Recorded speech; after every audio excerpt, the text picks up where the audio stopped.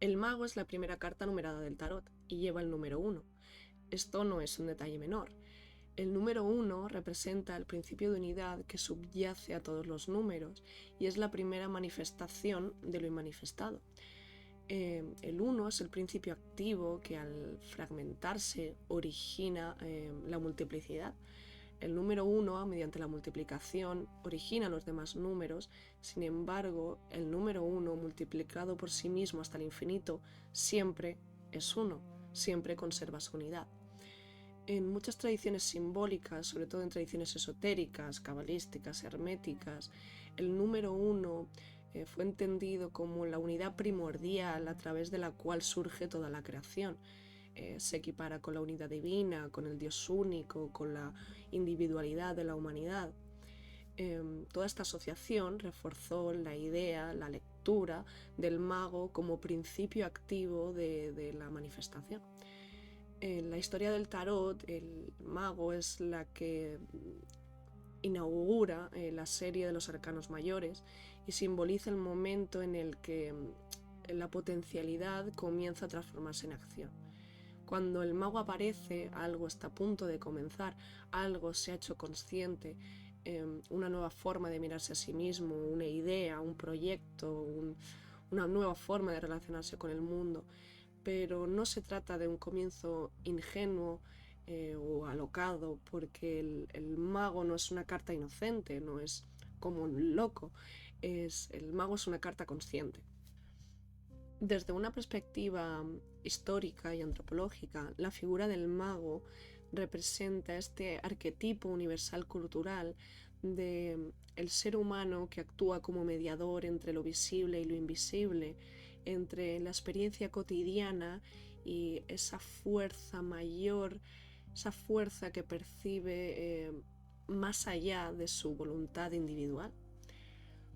Las sociedades tradicionales siempre han atribuido a determinadas figuras como curanderos, chamanes, sacerdotes, esa función de operar simbólicamente en otro nivel de realidad, mediante rituales, gestos, etc. Estas prácticas no eran consideradas como supersticiones en su contexto original, sino como una forma de intervención simbólica dentro del orden del mundo. Desde siempre el ser humano ha reconocido que hay un poder que va más allá del ego, que va más allá de la voluntad individual. Por eso todas las culturas humanas han desarrollado rituales, símbolos, mitos, ceremonias para relacionarse con aquellas fuerzas que perciben como superiores a ellos mismos, pero que no saben controlar del todo. Los dioses, los espíritus, la naturaleza, el destino, todas esas estructuras invisibles que ordenan el mundo realmente. Ahora vamos a ver las diferencias entre la carta del mago del tarot de Marsella y la carta del mago del tarot Rider-Waite, porque en ellas encontramos muchas diferencias de cómo se ha percibido la figura del mago a través del tiempo. Y es muy interesante, así que vamos allá. En el tarot de Marsella, la figura del mago lleva el nombre de Le Bateleur. Es un término francés que significa literalmente el que hace juegos de manos, el prestidigitador, el malabarista, el trilero. Esta denominación no es un accidente ni es nada decorativo, pero describe una función social muy concreta.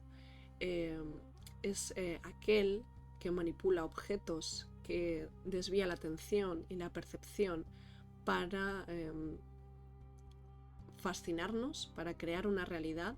Esta imagen histórica revela algo fundamental, y es que el mago en su origen iconográfico no era un sacerdote ni un sabio solemne como tenemos en el tarot Rider-Waite, sino es un operador práctico, alguien que trabaja con herramientas, que aprende, que experimenta. ¿Qué podemos ver en la carta del mago del tarot de Marsella? Primero me gustaría comenzar enseñando 4 cartas diferentes del mago en diferentes tarots a lo largo del tiempo. En primer lugar tenemos el Visconti Sforza, el primer tarot, el del siglo XV, el primero documentado y del cual se tienen imágenes. Luego el tarot de Bieville del 1650, el tarot de Yendodal y luego el tarot de Nicholas Conver, el 1760.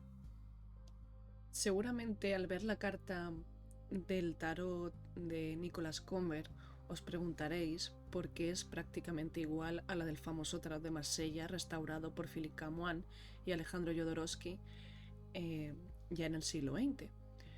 Esto es porque Camoin restauró el modelo marsellés clásico y tomó como base principal precisamente el tarot de Nicholas Conver de 1760, que fue el que se convirtió en el estándar iconográfico más difundido en el siglo XVIII. Después de esta pequeña introducción, ahora sí vamos a empezar con la simbología del mago en el tarot de Marsella. Iconográficamente, lo primero que podemos ver es que la imagen representa algo muy concreto. Esta imagen nos remite a una especie de escena de mercado o feria medieval renacentista. Autores como Michael Dummett, uno de los mayores historiadores del tarot, nos explican que los arcanos mayores en origen, como ya hemos dicho, no eran un sistema ocultista, sino una secuencia de figuras culturales reconocibles. Y el mago, en el tarot de Marsella, es eso, un personaje socialmente identificable. Así que de primeras podemos ver un joven artista callejero con su mesa de trucos. Después podemos fijarnos en la mesa. La mesa es fundamental. Como vemos, es estrecha, es pequeña, parece inestable, parece que le falta una pata. Simbólicamente, la mesa es el escenario donde lo mental se convierte en la acción. Es el lugar donde nuestro mago pone a prueba su talento. Esto también nos indica algo muy importante. Esta mesa inestable nos remite a la improvisación, entonces nos puede indicar que este mago está empezando, no está consolidado aún. En la mesa aparecen objetos que nos recuerdan claramente a un bastón, una copa, un cuchillo, unas monedas, nos remiten ya a los palos. Esto es muy interesante porque es como si este mago tuviera todo el tarot en potencia, todos los elementos, pero todavía en forma de herramientas sin organizar. En una mano sostiene una varilla, la otra toca la mesa o señala un objeto. En la tradición de la magia escénica, la varilla no es solo poder, es distracción. Es dirigir la mirada del público hacia donde quieres. Hay otros textos o historiadores que indican que es la moneda que se ve en la mano del mago abajo la que quiere distraernos. Después podemos ver el sombrero en forma de infinito. Muchos tarot de Marsella muestran este sombrero que dibuja una especie de lemniscata o símbolo del infinito.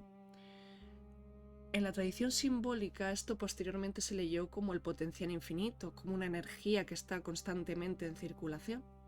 Los colores son otra de las cosas más importantes del tarot de Marsella, ya que el tarot de Marsella utiliza una paleta muy específica. Aquí el rojo nos habla de impulso y de acción, el azul de mente y de conciencia, el amarillo de la inteligencia emocional, de la materia, y el verde del crecimiento o la fertilidad. El traje de nuestro mago está fragmentado, parece casi como si fueran parches. Esto nos indica que su identidad aún se está construyendo, todavía no es ese arquetipo estable, aún está formándose. Ahora vamos a ver uno de los detalles más fascinantes, y es que debajo de la mesa del mago suele aparecer una pequeña planta verde que nace del suelo. ¿Y qué representa? Una pequeña planta brotando del suelo nos habla de vida, crecimiento, naturaleza, fertilidad, de un inicio orgánico, además parece como un brote, ¿no?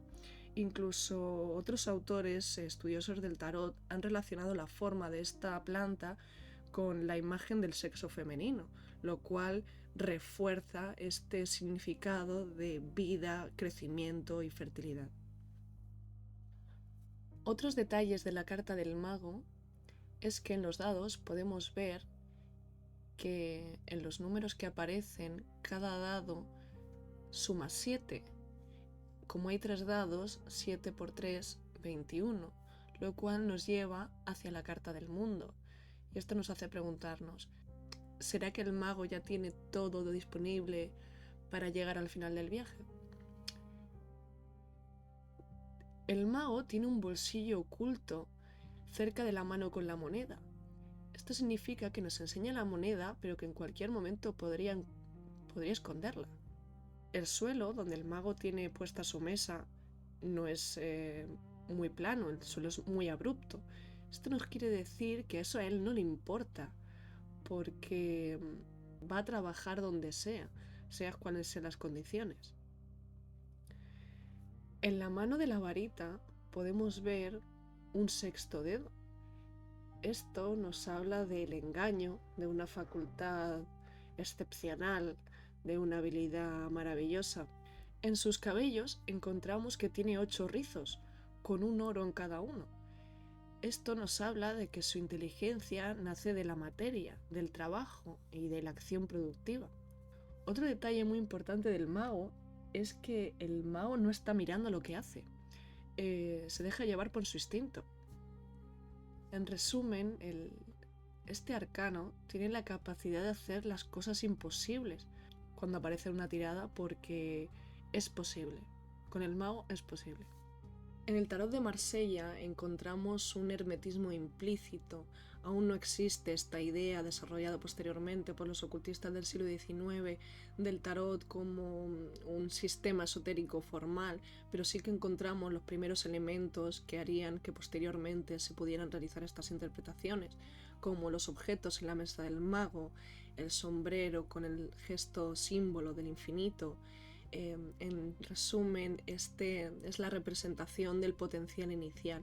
Sí que es verdad que en el Mago del Tarot de Marsella este inicio es mucho más ambiguo y precario, más desde la experimentación, y posteriormente, ahora lo veremos, en el Tarot Rider-Waite se hace una lectura mucho más ordenada y se transforma el mago en un operador mucho más consciente y serio, por decirlo de alguna manera. Durante el siglo XIX, el ocultismo europeo reorganizó el tarot integrándolo en un mapa simbólico mucho más amplio, relacionándolo con la cábala, la astrología, la alquimia, etc. Una de las figuras elementales que ya comenzaron a hacer este sistema de correspondencias fue Eliphas Levi, el cual ya mencionamos en el vídeo anterior, y estas ideas posteriormente seguirían siendo sistematizadas por la orden hermética de la Golden Dawn. Como para la Golden Dawn, el tarot ya dejó de ser esta herramienta divinatoria y pasó a ser un mapa del desarrollo de la conciencia, ocurre algo históricamente muy importante para la historia del tarot, y es que el símbolo se ordena y se inserta dentro de una estructura iniciática completa. Dentro de este contexto, en 1909 aparece el tarot Rider-Waite-Smith. Como ya conté en el vídeo anterior, Arthur White desconfiaba profundamente de los elementos ambiguos que proponía el tarot de Marsella y se decidió a eliminarlos e introducir una estructura mucho más formal y simbólica que hiciera visibles esas correspondencias ocultas que estaban tradicionalmente reservadas a personas que ya tenían un conocimiento iniciático. En la simbología del mago en el Tarot Rider-Waite nos encontramos, en primer lugar, con la postura. El gesto central, una mano levantada hacia el cielo y la otra señalando a la tierra, representa el principio hermético como es arriba es abajo, derivado de la tradición atribuida a Hermes Trismegisto, que nos indica que el mago actúa como mediador consciente entre los planos espiritual y material, traduciendo intención en acción. En la mesa con los 4 elementos podemos ver 4 objetos asociados a los palos del tarot: los bastos, las copas, las espadas y los oros. Estos representan los 4 elementos clásicos: fuego, agua, aire y tierra, y simbolizan que el mago dispone de todos los recursos necesarios para actuar. Así, aparte de representar a los 4 elementos y a los 4 palos de la baraja, estos 4 instrumentos representan las facultades humanas fundamentales: la acción, que son los bastos, la emoción, que son las copas, el pensamiento, las espadas, y la materia, los oros. La vara que sostiene el mago simboliza la voluntad dirigida, el poder de enfocar la energía. En la tradición hermética se interpreta como el eje conductor de la intención consciente, es el equivalente simbólico del caduceo mercurial o del instrumento del operador mágico. Sobre la cabeza del mago aparece la lemniscata, símbolo del infinito, que indica la continuidad del flujo de energía y la conexión entre lo finito y lo infinito. En el sistema esotérico de White señala que la capacidad creadora humana participa de un principio universal continuo y que nunca acaba. El cinturón en forma de serpiente, la serpiente que se muerde la cola, o Ouroboros, simboliza el ciclo eterno de transformación y la energía que se renueva continuamente. Representa esa potencia vital que el operador puede canalizar cuando actúa con conciencia. Las rosas y los lirios del jardín representan la unión de deseo y pureza espiritual, dos fuerzas que el mago debe equilibrar para operar correctamente. No se trata de negar la materia ni el deseo, sino integrarlo bajo dirección consciente. También estas flores del jardín nos hablan de el mundo material, y es que todo esto que está haciendo el mago tiene su correspondencia y su influencia en el mundo material. La túnica blanca y el manto rojo que vemos nos simboliza por una parte la pureza de su intención, la claridad de su conciencia, y por otra parte la acción, la energía vital y el impulso creativo. Esta combinación simboliza la unión clara entre conciencia y acción efectiva, que son las condiciones necesarias para que la voluntad se manifieste. Como vemos en el tarot de Rider-Waite, el mago ya no es un simple prestidigitador que actúa con lo primero que tiene, sino que es un operador muy consciente, que sabe perfectamente los elementos con los que cuenta, los tiene todos muy ordenados, es consciente de que puede acceder al plano espiritual, traducir esa información y llevarla al mundo terrenal, y toda la iconografía de esta carta está dirigida a hacernos pensar una cosa, transmitirnos una idea, que es que el poder surge cuando la conciencia dirige conscientemente la energía que ya tiene, que ya posee. Ahora vamos a ver todas las correspondencias herméticas que tiene la carta del mago en la astrología, la cábala, etc. El mago se asocia con el planeta Mercurio. La asociación del mago con Mercurio procede del sistema hermético astrológico adoptado por la Golden Dawn. Mercurio representa la mente, el lenguaje, la transmisión de información, la habilidad técnica y la capacidad de mediación. Estas cualidades coinciden con la función del mago como operador que utiliza herramientas, organiza recursos y traduce ideas en acción. En su equivalente mitológico, en la tradición hermética, el planeta Mercurio se vincula simbólicamente con Hermes, el mensajero de los dioses, es el mediador entre planos y guía de almas. Hermes no es un dios creador, sino es un intérprete, es alguien que conecta mundos diferentes. Esta función coincide con el gesto del mago, una mano hacia el cielo y otra hacia la tierra, que simboliza la mediación entre lo espiritual y lo material. Dentro del sistema cabalístico hermético de la Golden Dawn, el mago se asocia a la letra hebrea Beth, cuyo significado literal es casa. Beth simboliza el contenedor donde la energía puede habitar y organizarse. Esta correspondencia refuerza la idea de que el mago no crea la energía, sino que la canaliza y le da forma operativa. Es posible que en algunos textos encontréis que la carta del mago se corresponde con la letra hebrea Aleph.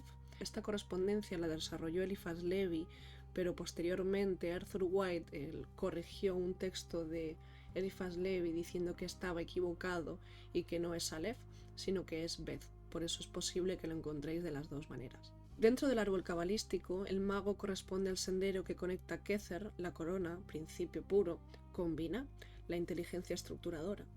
Este sendero simboliza el momento en el que la energía pura comienza a adquirir forma inteligible, lo que coincide exactamente con el significado simbólico del mago como iniciador del proceso creativo consciente. Respecto a su correspondencia con los elementos, se asocia el mago al elemento aire, que está relacionado con el pensamiento, el lenguaje y la inteligencia. El aire representa esta capacidad de conceptualizar, comunicar, organizar ideas, que son funciones centrales del arquetipo del mago. Respecto a la correspondencia hermética, como el principio hermético fundamental es cómo es arriba o es abajo, esta encuentra su representación visual en el gesto del mago. Y esto nos indica que la conciencia humana puede actuar como puente entre distintos niveles de realidad y transforma intención en acción y pensamiento en materia. Esto de la transformación de la materia se relaciona con la correspondencia alquímica posterior. Para los cabalistas y los alquimistas, el mago representa también la materia prima o el mercurio filosofal, que es ese principio capaz de transformarse en todas las cosas, en todas las formas. En esta lectura, el mago actúa como ese puente entre la unidad primordial y la diversidad del universo y da forma a lo espiritual en el mundo físico. Ahora que ya hemos visto el mago dentro de su contexto más esotérico y simbólico, vamos a continuar con estas ideas que se desarrollaron en el siglo XX y que ve el tarot como una representación de procesos internos de la psique. Aquí tenemos que volver a mencionar a Jung, y es que desde una lectura psicológica profunda, el mago no representa solo el inicio de un proyecto externo, sino que representa el nacimiento de una función interior, la conciencia operativa. Esta interpretación, como digo, se consolidó en el siglo XX a través de la interpretación que hizo Jung de los arquetipos y de las imágenes simbólicas tradicionales como expresiones del inconsciente colectivo. El mago puede iniciar este proceso que Jung denominó individuación. El proceso de individuación es el camino mediante el cual llegamos a ser quienes somos realmente. La individuación no es un proceso de perfeccionamiento espiritual o moral, ni de elevación espiritual, sino es un proceso de integración. La individuación implica reconocer que dentro de la unidad, dentro del individuo, coexisten múltiples aspectos de la psique, impulsos, deseos, la sombra, contradicciones, creatividad, el inconsciente, lo que es consciente, y esto es asumir que todas ellas forman parte del individuo, de nosotros mismos, de la unidad. Entonces este mago, desde esta perspectiva más psicológica, representa ese instante inicial, en esa toma de conciencia que comienza a hacerse posible. En resumen, desde esta perspectiva podemos ver que el mago representa ese instante en el que dejamos de operar de manera inconsciente y comenzamos a darnos cuenta de que podemos hacer cosas en la realidad. Incluso antes de esta formulación psicológica de Jung, la carta del mago, ya en su tradición esotérica, ya describía esta función. El mago ya era el operador entre planos, ya era aquel que traducía lo que está arriba en abajo. Todavía no era un maestro completo, ni lo es, pero sí que es el iniciado que empieza a descubrir sus herramientas y a experimentar o trabajar con ellas. Ahora quiero hablar del mago desde otra perspectiva, y es que el mago, al ser el que tiene todos los recursos disponibles a su alcance, el que ha comprendido que lo que es arriba es abajo, tiene un potencial infinito. Y dentro de ese potencial, el mago puede hacer lo que quiera. ¿Y qué es lo que quiere el mago? Como hemos visto en el tarot de Marsella, el mago es un trilero, el que puede maravillarnos y crearnos una realidad falsa. En el tarot Rider-Waite, el mago ya opera de una manera diferente, ¿no? Y es mucho más consciente, organizado y serio, y tiene esta perspectiva moralizadora que Waite plasmó en todo su tarot. El mago prepara exhibiciones para nosotros, el mago nos maravilla, y esto no es necesariamente una contradicción. El engaño del mago muchas veces no tiene por qué ser necesariamente una mentira, pero sí que es un desplazamiento de la percepción. De hecho, en la carta del mago del tarot de Marsella hay textos que dicen que esa moneda que él sujeta es precisamente para desviar la atención hacia ella mientras él opera por detrás, y no te das cuenta, como un verdadero mago de cartas o de dados. Bueno, entonces dentro de esta capacidad de operancia del mago existe una sombra muy clara. Creo que esto se ve muy bien en la carta del mago del tarot de un Violet Tarot, que representa al mago con esta idea de el hombre en la luna, y dentro del cuadrado podemos ver esos tres cubiletes con la bola que nos lleva directamente a la imagen del trilero. ¿Por qué me parece tan buena esta carta de este tarot? Porque representa esta idea del mago, relacionándola con un hecho cultural histórico que aún está por verse qué sucedió realmente, ¿no? Que es la llegada del hombre a la luna. Hay mucha gente que cree que fue verdadero, pero hay mucha gente que cree que no lo fue, que fue toda una puesta en escena. Y esto representa perfectamente la cualidad del mago. Quizás el ser humano en su día se dio cuenta de que no tenía los recursos para llegar realmente a la luna, pero se dio cuenta de que sí que tenía los recursos para hacer creer a todo el mundo que se había llegado a la luna. Ya no entro en el tema de si esto fue verdad, que sucedió o no, si llegamos o no llegamos, pero me gusta cómo esta carta del tarot representa perfectamente esta idea y esta capacidad infinita del mago de crear, pero a la vez de embaucar. Y la carta del mago nos lleva ya a preguntarnos desde una perspectiva ética qué es lo que hacemos con los recursos que tenemos, de qué manera los utilizamos. Y creo que es una reflexión muy interesante porque el que tiene todo a su alcance y sabe perfectamente cómo utilizarlo, creo que tiene la responsabilidad de utilizarlo pues para el bien y no para el mal. Y para mí, como primer arcano mayor, el mago es esa carta que debe elegir su manera de actuar, de qué manera va a actuar, de qué manera va a transformar su vida, de qué manera va a transformar el entorno, si puede contribuir a la mejora o al deterioro. Entonces, y así es como que la carta del mago no solo nos anuncia comienzos, que también, sino que nos plantea esta pregunta de, ahora que el poder de actuar está disponible, ¿qué decisión voy a tomar? ¿Qué voy a hacer con este poder que tengo? Me encanta hacer una cosa y es relacionar a personajes de la literatura o de la cultura general con los arquetipos de las cartas del tarot y para poder entenderlos mejor y verlos desde una perspectiva más sencilla quizás.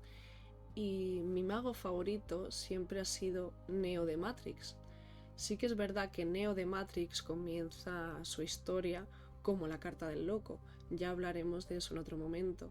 De hecho empieza con ese viaje persiguiendo al conejo blanco que representa a Alicia en el País de las Maravillas y que Alicia representa la energía fundamental del loco, del inicio del viaje.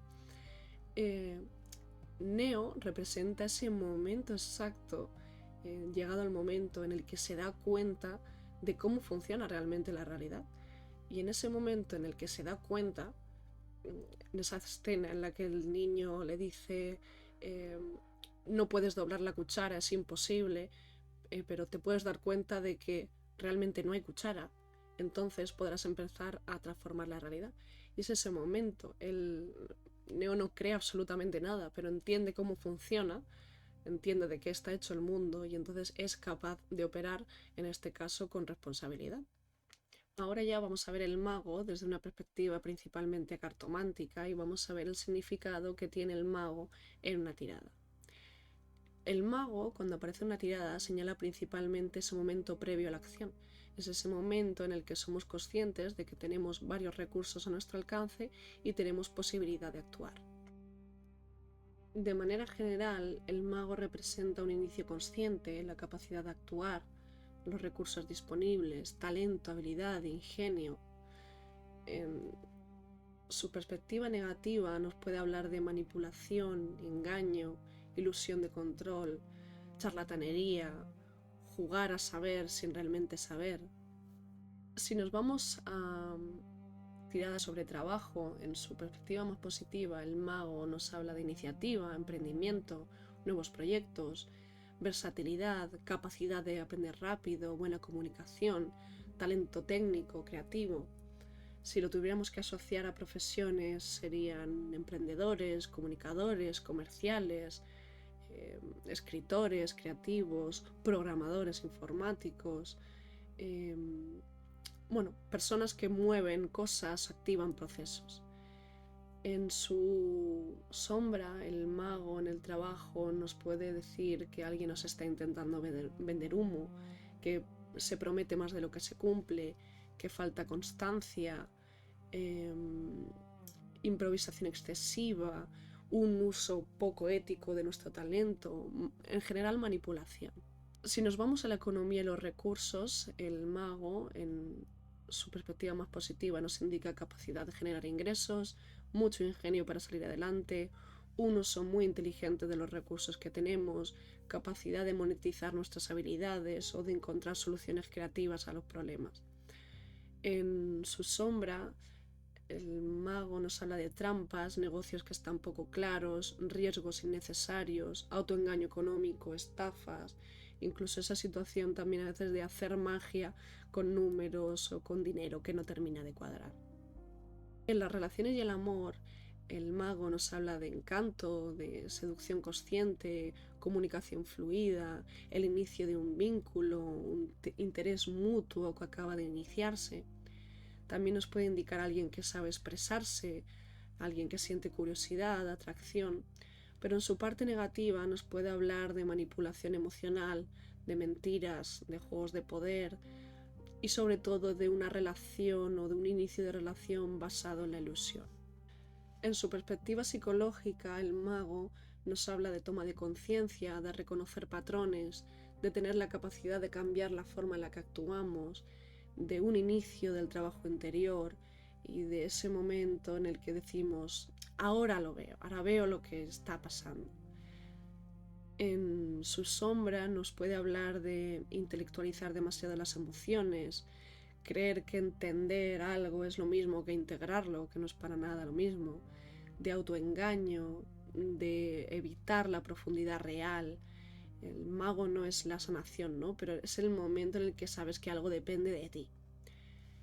Respecto a la espiritualidad, el mago representa un despertar de la conciencia, capacidad de canalizar, conexión entre planos, uso de los símbolos, pero sobre todo mediación entre lo invisible y lo visible.